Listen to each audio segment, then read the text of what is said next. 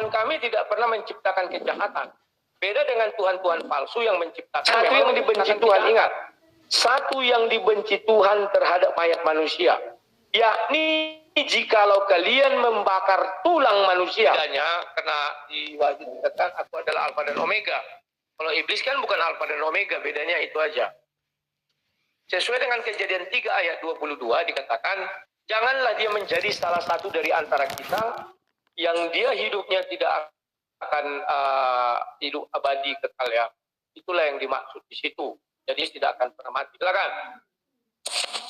Oke, Abang mengatakan bahwa Yesus itu adalah Alfa dan Omega. Kalau Alfa dan Omega berarti dia tidak berawal ya.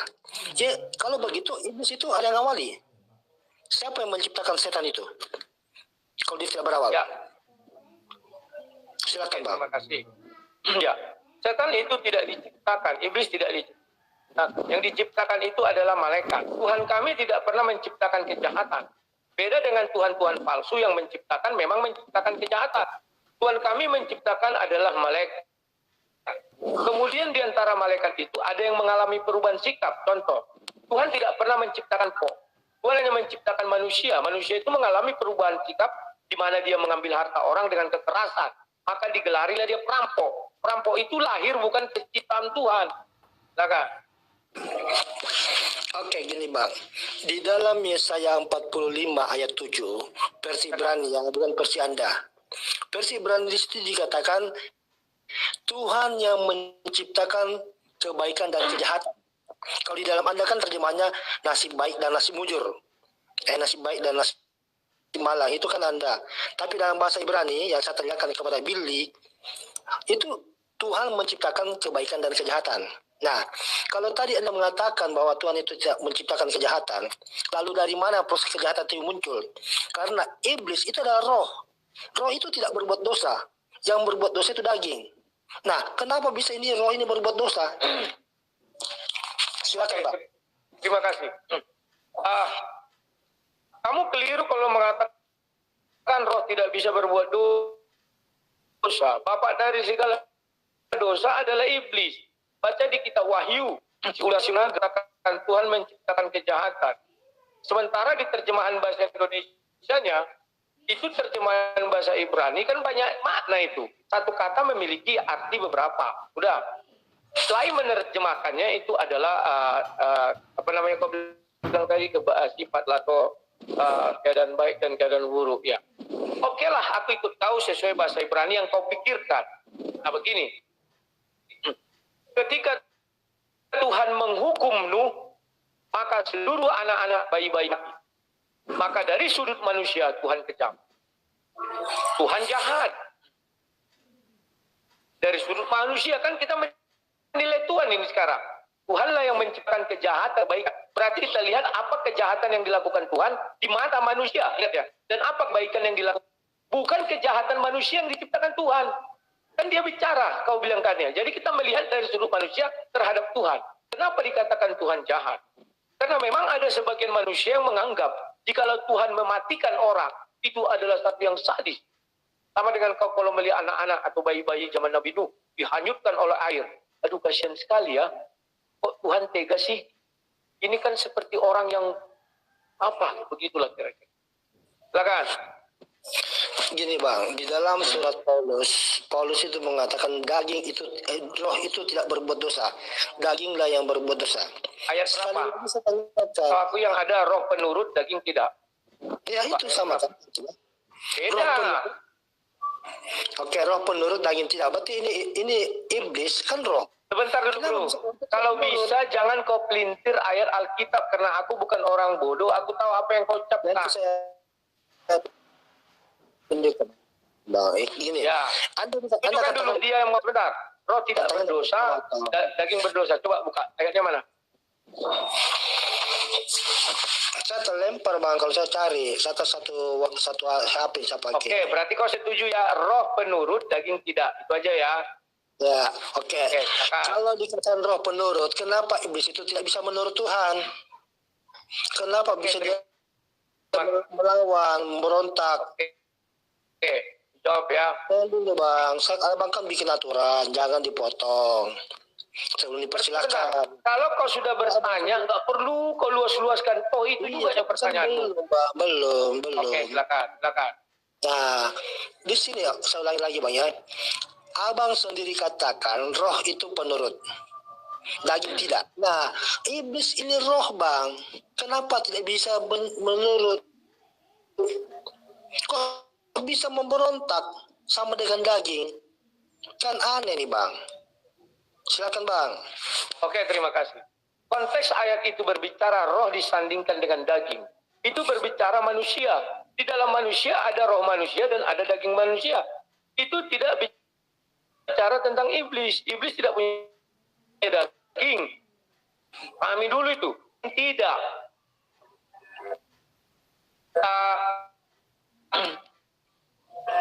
Zakaria 12 ayat 1 menjelaskan. Bentar lu. Sebentar.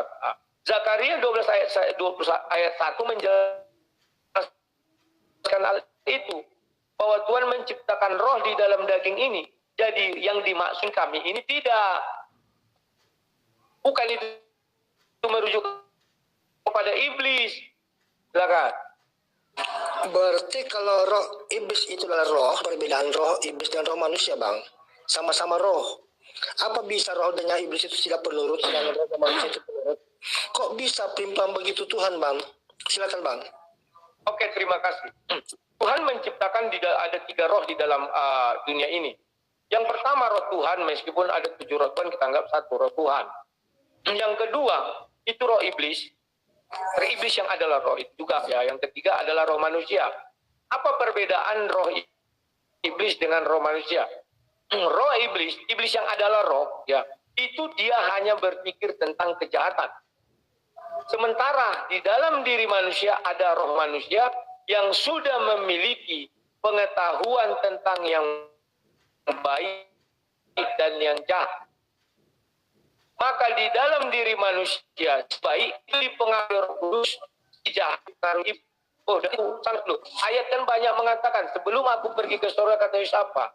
Aku akan mengutus roh penghibur atau roh kudus di dalam diri manusia, bukan di luar diri. Oke? Tujuannya apa? Mengajar, itulah sisi baik. Karena Tuhan tidak pernah mengajarkan sisi jahat. Nah, ketika Tuhan menghardik Petrus, nyalau engkau iblis, atau ketika Tuhan mengatakan, di dalam hatimu ada iblis, artinya menjelaskan, di dalam hati kita juga ada iblis. Iblis itu tidak berada di luar diri. Dan dia hanya punya pengetahuan yang jahat. Dia itu selalu masuk ke pikiran manusia yang jahat. Bagian yang jahatnya. Nah, roh manusia itu sendiri yang di Zakaria 12 ayat 1, roh itulah yang memilih mau ke arah yang jahat atau ke arah yang baik. Ingat ya, jadi sudah berbeda ya. Perbedaannya sudah jelas. Silakan. Berarti di sini, Bang, yang ada katakan itu roh manusia itu yang memilih, bukan dagingnya memilih, Bang. Sedangkan yang saya pahami bahwa roh itu manusia itu tidak berbuat dosa. Berarti dia tidak bisa memilih, Bang. Karena dia sudah ditetapkan tuh penurut. Kenapa Abang lagi bisa mengatakan roh manusia itu bisa memilih untuk baik pada yang jahat? Berarti nggak penurut, Bang, kalau begitu. Artinya di sini Abang telah menampol diri Abang sendiri. Karena Abang katakan tadi roh manusia itu no penurut. Tapi sekarang bilang lagi roh itu bisa memilih yang mana baik, yang mana benar. Itu artinya ada penurut, Bang. Gimana sih Abang ini? Saya ketawa ini, Bang. Ya, silakan, Bang. Oke, aku jawab. Inilah yang tidak diketahui orang Islam. Karena Islam pengetahuan tentang rohnya sedikit. Yang kukatakan tadi dia bisa memilih apabila roh itu bersekutu dengan daging. Ingat loh, roh kami tidak bisa, kalau dia terpisah, dia nggak bisa memilih. Orang mati, rohnya berpisah. Dia bisa memilih orang mati, nggak bisa. Tetapi ketika roh ini bersatu dengan daging, maka pikiran kami bersatu dengan roh kami, maka dia bisa memilih. Sementara yang dikatakan roh penurut, roh manusia ini apabila bersanding dengan roh kudus, dia nurut saja. Tapi oleh daging bersatu dengan roh, dia punya pengetahuan yang baik dan jahat. Sering dia menolak kebaikan itu. Ingat ya, daging inilah yang membuat roh itu jadi seperti memberontak. Pahami itu? Silakan. Bang, roh itu di mana-mana harus bersanding dengan daging. Tentu tidak akan bersanding dengan daging. Kalau dia melepaskan dagingnya, berarti sudah mati, Bang. Bagaimana mungkin roh itu keluar dari daging? Lalu dikatakan bisa memilih yang mana baik yang benar. Orang yang keluar rohnya dari daging itu sudah mati namanya, Bang. Tentu tidak bisa berbuat dosa lagi. Nah, tadi Abang katakan, karena roh itu bersekutu dengan daging, maka dia bisa memilih yang baik yang benar. Kok pimpang amat sih Abang menjelaskan? Saya tambah bingung, Bang. Tadi Abang bilang, roh manusia itu penurut. Tiba-tiba mengatakan roh itu bisa memilih yang baik yang benar. Lalu Abang bilang lagi, roh manusia itu ketika bersekutu dengan daging baru dia bisa memilih yang mana baik yang mana benar. Bang, di mana-mana roh itu harus bersekutu dengan daging. Karena kalau dia sudah keluar dari daging itu namanya orang mati, Bang. Mana ada orang roh yang tolong dipersingkat pertanyaannya karena itu udah kau ulang tadi, kau ulang lagi. Iya, masalahnya Abang berbelit-belit, tambah Aku nggak berbelit, biar aku jawab. Oke ya, oke. Makanya aku bilang, aku jawab. Makanya aku bilang, sebentar, pertanyaanmu itu aja putar, tunggu dulu. Masalahnya berarti kau harus dibuang ini. Tuh. Jangan bertanya berulang-ulang, kau menjelaskan itu juga, nggak ada guna. Abang itu menjelaskannya. Udah. Oke ya, aku jelaskan. Begini kawan, kalau kalian bertanya, jangan kalian menguraikan pertanyaan kalian sudah uraikan sekali. Terus kalian uraikan lagi itu juga yang kalian uraikan. Dia menampol dirinya sendiri, katanya roh itu harus bersatu dengan daging. Dia sendiri mengatakan iblis itu adalah roh. Memang iblis punya daging? Kan enggak. Inilah kekeliruan daripada umat Islam kalau bicara tentang roh. Pengetahuan mereka sedikit. Sampai kapanpun mereka tidak mengerti masalah roh. Kenapa? Bukan mereka yang keliru di sini. Tapi memang Tuhan tidak ada berfirman. Kenapa Tuhan tidak ada berfirman? Karena Tuhan itu adalah zat, Tuhan itu adalah roh seperti di Bible. Banyak bercerita tentang roh. Bahkan sampai tingkat bahasa roh. Kalau Al-Quran, Allah itu tidak mengatakan kalimatnya. Kenapa? Karena dia adalah zat. Paham ya? Nah, kalau dia mengatakan, abang tadi mengatakan daging, loh, kan sudah kubilang, roh itu penurut. Roh kalau sendirian dia, contoh kita mati, roh kita itu kemana aja dibawa ikut dia itu kawan. Penurut dia, tidak kemana-mana. Sama dengan kalau kita kosongkan pikiran kita, roh di dalam diri kita misalnya bersih. Roh tak melawan dia. Atau kita tutuplah mata kita begini, tidak ada kita lihat apa-apa. Kita mulai punya dosa ketika kita, paham ya? Dan ketika kita mulai mendengar, ini dia. Maka roh di dalam diri bersekutu dengan daging ini. Kalau roh itu penurut kawan, tapi daging ini mempengaruhi. Nah, ini memang mereka nggak akan paham. 10 kali pun putar, itu aja pertanyaan putar situ ya. Oke, kita masukkan yang lain. Ingat ya, kalau kalian bertanya, cukup bertanya, nggak usah kalian jelaskan padaku. Karena aku sudah mengerti apa yang mau kalian arahkan. Halo manusia bodoh, selamat malam. Silakan apa yang mau kamu sampaikan. Kita dengarkan. Halo bro. Selamat malam, silakan. Kristen boleh bertanya ya? Silakan. Saya percaya tentang kisah Nabi Nuh nggak? Percaya. Nah, kisah Nabi Nuh itu di suatu daerah atau di seluruh dunia ini Ayat itu bercerita seluruh muka bumi. Oh, ayat itu bercerita di seluruh dunia, muka bumi ya? Ya. Coba jelaskan mana secara logika itu bisa diterima itu Bisa. Kalau seluruh dunia ini hujan dan tingkap-tingkap dari air dari atas itu keluar dan dari bawah tanah juga keluar air, maka bisa terendamlah seluruh bumi ini. Gunung Himalaya juga bisa tertutupi Gunung Himalaya Bisa. Oh begitu ya? Ya begitu dong, kan kuasa Tuhan. Apakah Anda percaya Tuhan itu dulu? Terus kanguru dari Australia kayak mana itu Kan udah beda benua itu. Mati semua, jangankan beda benua alam gaib pun mati semua. Yang bisa enggak, maksudnya kan dibilang seluruh yang bernapas akan mati. Maksudnya kan kanguru cuma ada di Australia kan Iya, kenapa rupanya? Anda hanya ada Kok di bisa Cina. kok bisa sampai ke Bahtera Nabi Nuh itu caranya gimana, Le? Nah, setelah itu kan ada teori evolusi. Setelah manusia itu mati semua, sesudah itu semua yang bernapas mati, maka tinggal yang di dalam Bahtera itu, hewan-hewan pun dalam Bahtera. Maka terjadilah teori evolusi. Apa susahnya? Teori evolusi itu udah jutaan tahun, Le, ratusan ribu tahun. Sedangkan silsilah dari Adam ke Yesus Kristus saja bisa dihitung, Le, hampir sekitar 5.000 tahun. Nah, dalam 5.000-an tahun, ayam pun bisa jadi apa? Jadi elang. Maksudnya kan nggak konek, Le, evolusi dengan Le bilang evolusi. Nggak konek itu evolusi sama Alkitab, Le. Kenapa tidak konek? Evolusi itu kan ratusan ribu tahun, Le. Sedangkan cerita Nabi Nuh itu sampai ke apa? Masih ribuan tahun. Siapa bilang harus kalau nggak bisa evolusi, revolusi? Kan Tuhan suka-suka Tuhan. Evolusi beda sama revolusi, Le. Ya makanya aku bilang revolusi dipercepat. Suka-suka Tuhan. Oke, gitu aja, Le. Udah, makasih, Le. Ya, oke, terima kasih. Salam. Aduh, ya. Ini lagi nih. Bentar. Ya. Nah, kawan-kawan, kalau kita bicara kisah Nuh, akal pikiran kita pun tidak akan sanggup ke sana. Jangankan Nuh, Musa saja membela lautan, kita nggak sanggup memikirkannya. Bagaimana hanya dengan tongkat laut bisa terbela?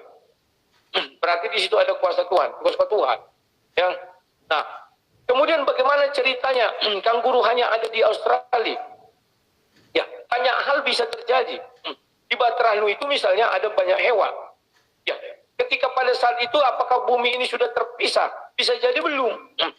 Kita lihat Indonesia terpisah dari dunia ini kan setelah ada gletser, ada ini katanya lah kan banyak masalah. Ya bisa jadi kanguru lompat sampai ke Australia. Kita nggak tahu kawan. Bisa jadi nanti ada anak sinu cucunya membawa itu ke Australia, kita nggak tahu. Bisa jadi kanguru itu berenang juga, kita nggak. Tapi yang pasti ilmu pengetahuan tidak pernah mencatat manusia menjadi kera. Kera yang menjadi manusia ada, itu teori Darwin. Bahwa manusia itu berasal dari kera kan. Sementara Al-Quran menjelaskan kera itu berasal dari manusia, dikutuk orang Yahudi yang tidak mau melaksanakan hari Sabat dan yang menyembah Togut itu dikutuk menjadi kera dan babi. Nah, itulah asal usul kera dan babi yang terkutuk itu kan. Ada kawan. Mungkin itulah babi ngepet, kita nggak tahu atau kera apa ya. Nah, kalau hal-hal semacam ini, jangan kau padukan antara nalar manusia dengan ketuhanan. Nanti dia nggak nyambung. Kenapa nggak nyambung? Ya itu aku bilang, bagaimana tongkat bisa membela lautan? Sekarang kita bertanya, oh di sana Nuh, zaman Nuh manusia sudah hancur semua. Wow, di sana ada kanguru, di sana ada tupai, di sana ada ini. Siapa mau aku bilang? Nggak bisa kau jawab dengan evolusi, jawab dengan revolusi. Jerapah itu dulu pendek, lama-lama jadi panjang gara-gara katanya makanannya tinggi-tinggi. Kenapa kita dengar waktu pelajaran kita sekolah dulu kan? Buaya itu dulu dari kadal misalnya gitu kan. Lama-lama jadi buaya. Ya suka-suka Tuhan dong. Mau dibuatnya gimana, mau dilihatnya itu gimana. Mau gimana orang itu berimigrasi, burung juga. Burung nggak ada kian burung ini di sini. Tiba-tiba ada besok migrasi dia ke sana, migrasi. Banyak hal bisa terjadi. Yang kalau kita nalar-nalar tak perlu pakai iman jadinya. Karena ilmu pengetahuan belum bisa menunjukkan bukti Musa dengan tongkat bisa membela lautan. Ini terakhir ya, karena aku mau apa sebentar kantor orang ini, nanti kita lanjutkan 7:30. Silakan. NTPT. Halo, Selamat malam. saya Kristen, cuma saya ini nanya lain dari yang lain, nggak bicara soal roh, nggak bicara soal saya hanya bicara mengenai apakah Rudi tahu nggak proses kebangkitan itu secara detail. Dapatkah Alkitab menjawabnya? Ya, inilah yang sering saya katakan banyak orang Kristen keliru. Kenapa keliru? Yang mengatakan Yesus bangkit adalah orang di luar kubur. Berita Yesus bangkit itu untuk orang di luar kubur. Di dalam kubur, malaikat saja bingung ketika Maria dan Magdalena datang. Mana Tuhanku? Dia mayatnya di sini. Mayat apa kau cari katanya? Dan Yesus sendiri pun sudah mengatakan di Matius 12, Matius 12 atau Markus 12, lupa kita lihat. Dia bilang, apa tanda-tanda Tuhan? Dia bilang seperti Yunus di dalam perut ikan. Demikian juga anak manusia. Yunus di perut ikan mati, enggak mati dia. Yang menyatakan Yesus itu mati, Yesus itu bangkit, itu pembicaraan untuk orang-orang di luar kubur. Di dalam kubur ada saksi malaikat. Malaikat nggak tahu siapa yang mati di situ. Maaf Lai, Bisa Pak ya? saya nggak bahas soal Tuhan Yesus Pak Lai. Saya akan bahas tentang hari kebangkitan di kitab Wahyu. Ya, yang saya tanyakan. Tadi ku dengar Yesus. Kematian Yesus bagaimana? Saya nggak bahas Yesus. Saya hanya bahas apakah Le tahu proses kebangkitan di akhir zaman? Dapatkah Alkitab menjelaskan proses kebangkitan? Apakah proses kebangkitan itu sama dengan proses pembentukan manusia Adam? Ini saya tanya. Bagaimana menurut Le? Oke. Kalau Anda menanyakan itu sama saya dan saya berhasil menjawab, jangankan Anda, seluruh umat manusia akan sujud menyembah kepadaku. Karena aku berhasil menjawab itu, kan begitu yang Anda inginkan. Maka jangan jelas saya katakan, saya nggak tahu. Karena Alkitab tidak menjelaskan bagaimana. Aduh, jangan dipotong-potong loh. Le Rudi lihat di Yeskiel 37, Le Rudi. Ya, Yeskiel apapun itu. Ya, kita tidak bisa menjelaskan bagaimana nanti. Apakah tulang belulang kita atau daging kita menyatu ke tulang kita? Karena Alkitab menjelaskan bahwa kita akan dibangkitkan sebagaimana kita mati, ya sebagai begitu kita bangkit. Daging kita ini akan dibangkitkan semua. Tetapi ingat, kalau kita berbicara tentang, di perjanjian baru mengatakan, orang yang mati di dalam Yesus akan dikumpulkan bersama-sama dengan dia. Yesus saat ini sudah di sorga. Maka orang itu sekarang sudah di sorga juga. Gak dibangkitkan lagi, mereka sudah di sorga. Jadi yang dibangkitkan itu nanti adalah tubuh kemuliaan. Nah, yang langsung ke sorga itu ya. Kalau kita manusia yang daging sekarang, ya kita nanti sudah tulang, sudah jadi tanah, sudah jadi ini. Tuhan tidak membentuk kita lagi.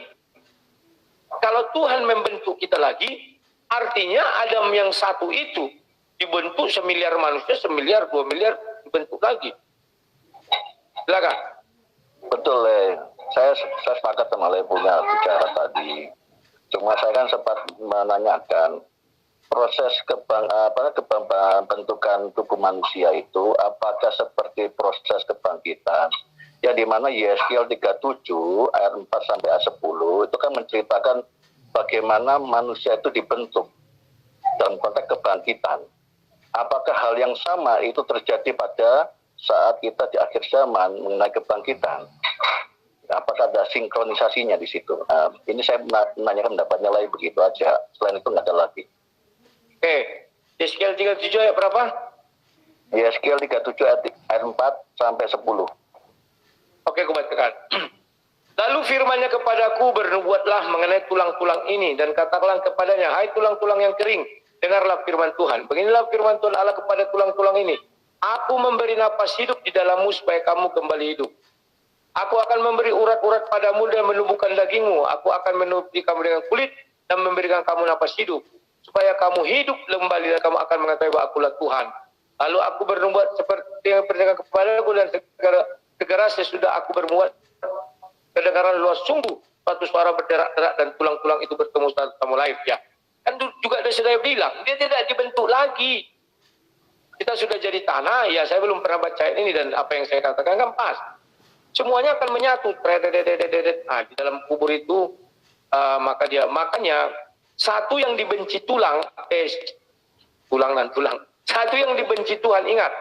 Satu yang dibenci Tuhan terhadap mayat manusia, yakni jikalau kalian membakar tulang manusia. Kalau daging Tuhan tidak marah karena akan kembali ke tanah. Tapi tulang manusia, apabila itu dibakar Tuhan marah. Ayatnya banyak. Gitu aja dulu Pak ya. Nanti ku jelaskan mengenai tulang itu. Ya, terima kasih Le. Kita sambung lain waktu aja. Terima kasih. Siap.